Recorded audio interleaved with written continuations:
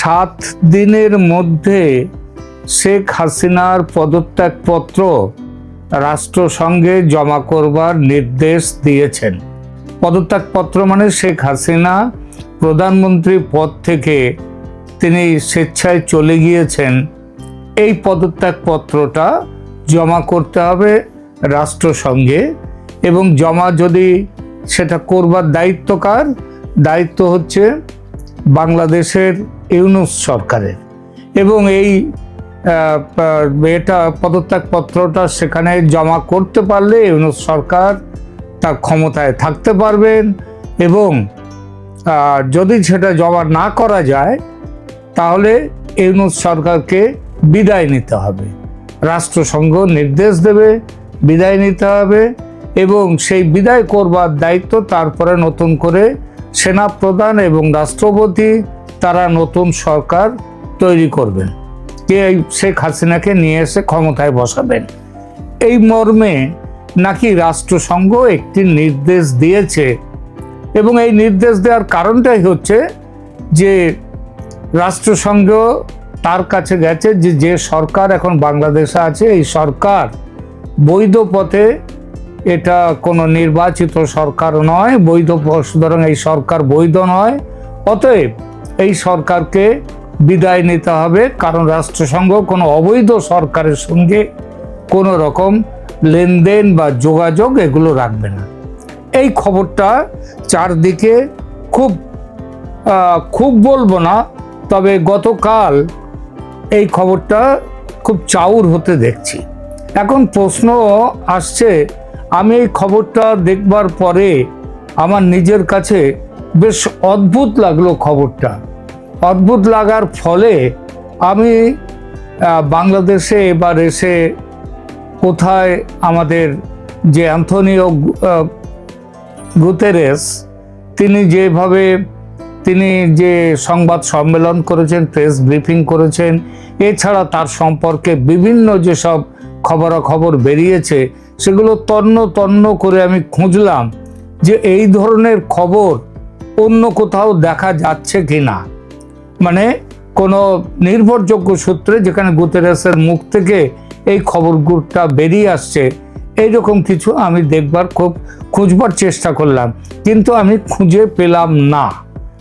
আমি এটা দেখতে পেলাম না যে এই ধরনের কোনো নির্দেশ তিনি দিয়ে গেছেন।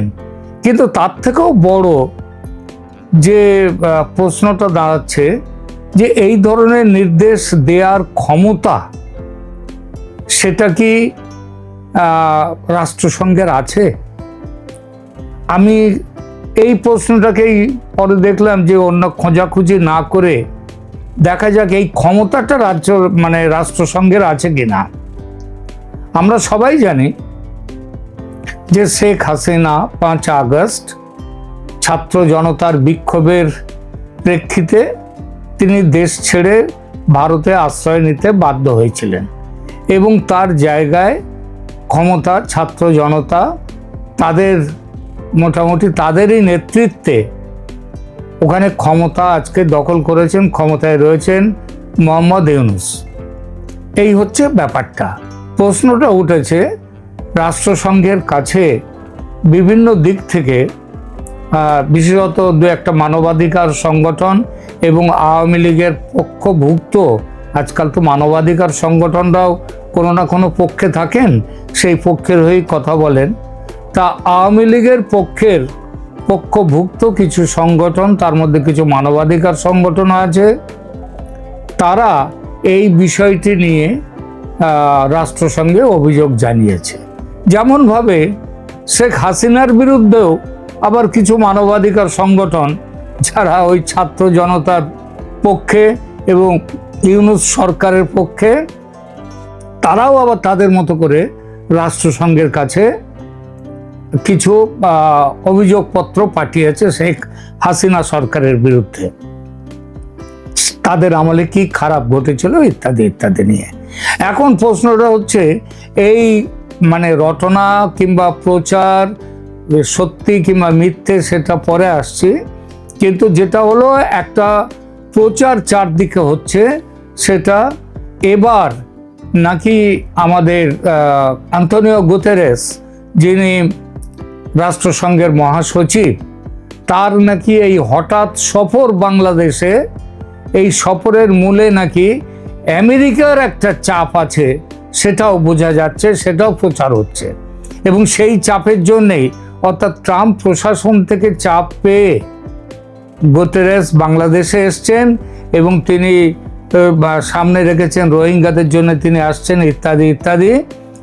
রোহিঙ্গা সমস্যার ব্যাপারে কিছু কি করা যায় না যায় এই ব্যাপার নিয়ে আলোচনার জন্যে, ব্যাপারটা সরেজমিনে তদন্ত করার জন্যে তিনি এসছেন। এটা আমরা বাইরে অন্তত প্রচার হচ্ছে শুনতে পাচ্ছি, কিন্তু ভেতরে নাকি আর একটা ব্যাপার আছে। সে ব্যাপারটা হলো এই রাষ্ট্রসংঘ নাকি একটা তদন্তে নেমেছেন যে শেখ হাসিনা পদত্যাগ করেননি, তাকে জোর করে তাকে দেশ ছেড়ে চলে যেতে বাধ্য করে আর একটা দল তারা গায়ের জোরে ক্ষমতা দখল করেছে, এই ব্যাপারটা এসছে, এই অভিযোগটা এসছে এবং সেইটা তদন্তের জন্যই নাকি ইনি এসছেন। এখন আমাদের তাহলে একটা প্রশ্ন এখানটায় করি, প্রথমেই দেখা যাক যে যদি সত্যি কি এই ব্যাপারটা, এই যে প্রচারটা হচ্ছে, এটা কি সত্যি হতে পারে? সত্যি কি এই ধরনের ক্ষমতা রাষ্ট্রসংঘের আছে? এই ব্যাপারটা নিয়ে প্রথমে আমরা দেখি যে রাষ্ট্রসংঘের তো একটা চার্টার থাকে, যে কিসের ভিত্তিতে পৃথিবীর সমস্ত দেশগুলো মিলে এই সংস্থা তৈরি করেছিল 1945-এ দ্বিতীয় বিশ্বযুদ্ধের পর। তার আগে যদিও ছিল লিগ অফ নেশনস ছিল, সেইটা লিগ অফ নেশনসটা ছিল কিন্তু এত বড় ছিল না।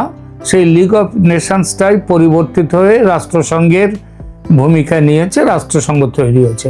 তাহলে প্রথমে দেখা যাক সত্যি সত্যি রাষ্ট্রসংঘের এই ধরনের ব্যবস্থা নেয়ার কোনো ক্ষমতা রাষ্ট্রসংঘের আছে কিনা, সেই ব্যাপারটা একটু আমরা দেখি। তাহলে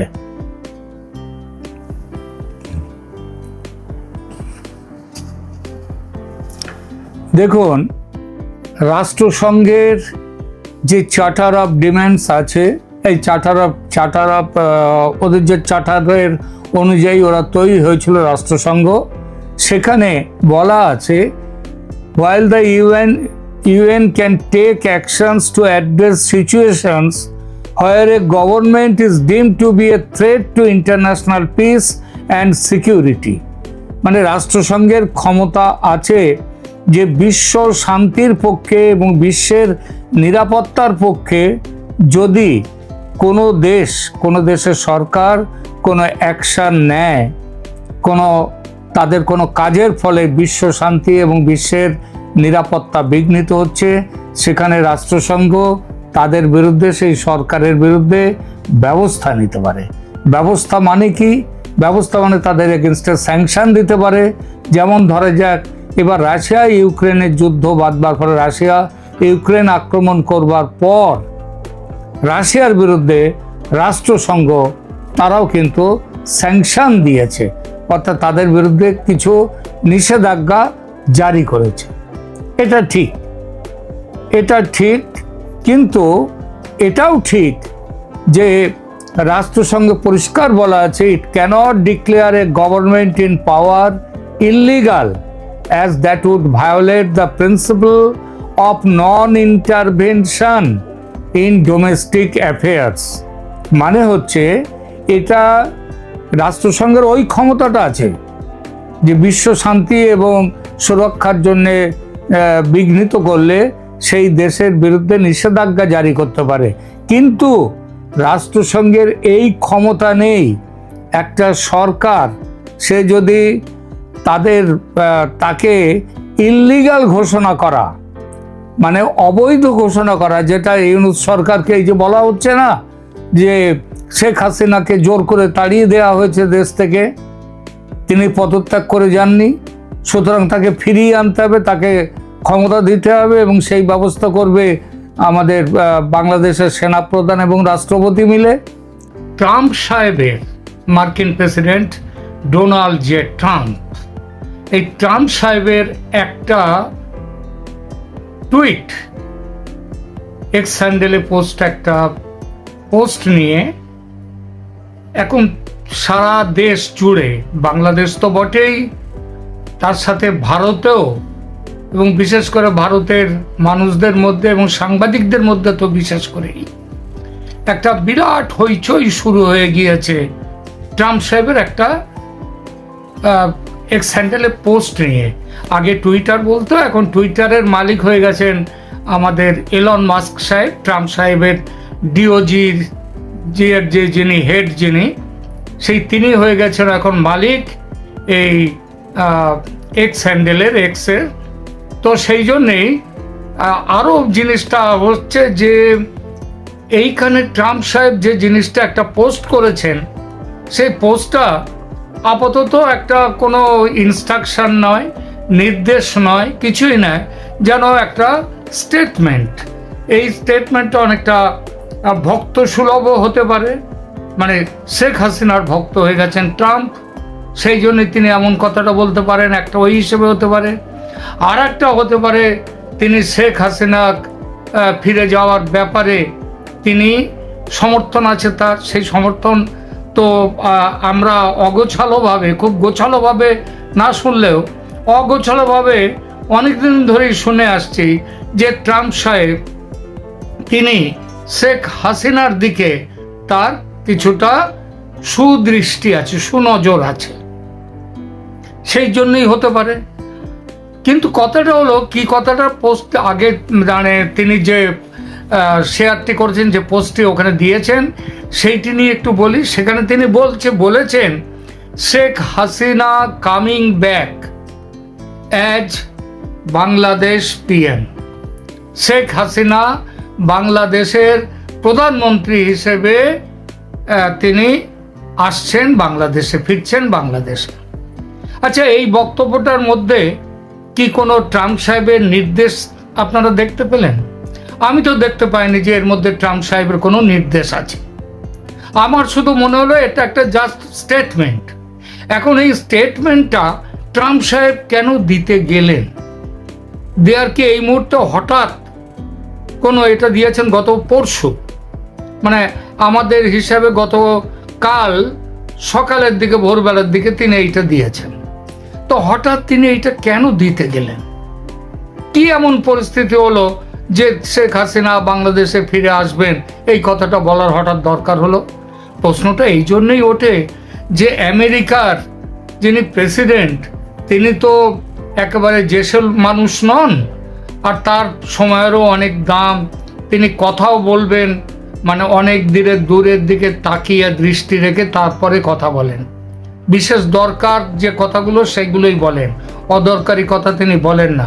ট্রাম্প সাহেবকে যতই লোকে বলুন যে উগ্রমূর্তি, তিনি অনেকে তাকে পাগলও বলেন, কিন্তু তিনি যে আদৌ পাগল নন, তিনি যে সব দিক ভেবে চিনতে সেই জিনিসগুলোর দিকে এগিয়ে যাচ্ছেন, সেটা তো ওই 20শে জানুয়ারির শপথ নেওয়ার পর থেকে এই 2 মাসে, প্রায় ফেব্রুয়ারি মার্চ, তারপরে 2 মাস হয়ে গেল প্রায়, এই 2 মাসে তিনি দেখিয়ে দিয়েছেন চারিদিকে থরহরি কম্প তিনি শুরু করিয়ে দিয়েছেন।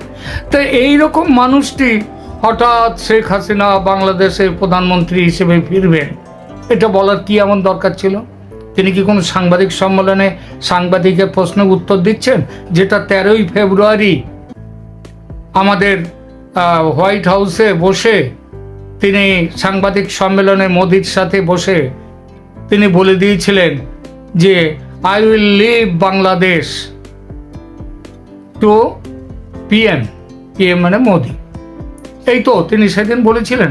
তাহলে হঠাৎ কি হলো, বাংলাদেশ পিএমকে দিয়ে দেওয়ার পরে, মানে বাংলাদেশের সমস্যা মেটাবার ভার নরেন্দ্র মোদীকে দিয়ে দেওয়ার পরে হঠাৎ আবার তিনি এই কথাটা কেন বলতে গেলেন? কি দরকার ছিল? এখানেই প্রশ্ন উঠে আসছে। যারা মনে করছে, একটা দল মনে করছে তো খুব আনন্দে লাফাচ্ছেন, তার মধ্যে আমাদের ভারতেরও অনেকেই আছেন খুব আনন্দে লাফাচ্ছেন যে ট্রাম্প সাহেবের এই কথাটা দুর্দান্ত কথা বলেছেন, তিনি এই কথা বলেছেন, এবার আর কোনো চিন্তা নেই। তো এই কথা বলার সাথে সাথে দুটো প্রশ্ন উঠে আসছে, যে একটা হচ্ছে তাহলে কি নরেন্দ্র মোদীকে দায়িত্ব দিয়ে তিনি বিশ্বাস করতে পারছেন না? কারণ নরেন্দ্র মোদী কিন্তু 2 মাস ধরে দায়িত্ব পাওয়ার পরেও তিনি বাংলাদেশ নিয়ে একটা কথাও কিন্তু বলেননি নরেন্দ্র মোদী। কিন্তু ট্রাম্প সাহেব দায়িত্ব পুরো নরেন্দ্র মোদীর ওপরে দিয়ে দেওয়ার পরেও তিনি হঠাৎ কেন এই কথা বলতে গেলেন? এখন তো দায়িত্ব নরেন্দ্র মোদীর, তাহলে তিনি কেন বলতে গেলেন? এইখানেই অনেকে প্রশ্ন তুলছে এই কথাটা আদৌ এই পোস্টটা ট্রাম্প সাহেব করেননি। এটা একবার আমি কিন্তু কিছু বলছি না, এইগুলো প্রশ্নগুলো কিন্তু উঠছে যে এটা আদৌ ট্রাম্প সাহেবের পোস্ট নয় এবং ট্রাম্প সাহেবের টুইটার অ্যাকাউন্টও নয়, কিন্তু টুইটার মানে ওই যে এক্স হ্যান্ডেল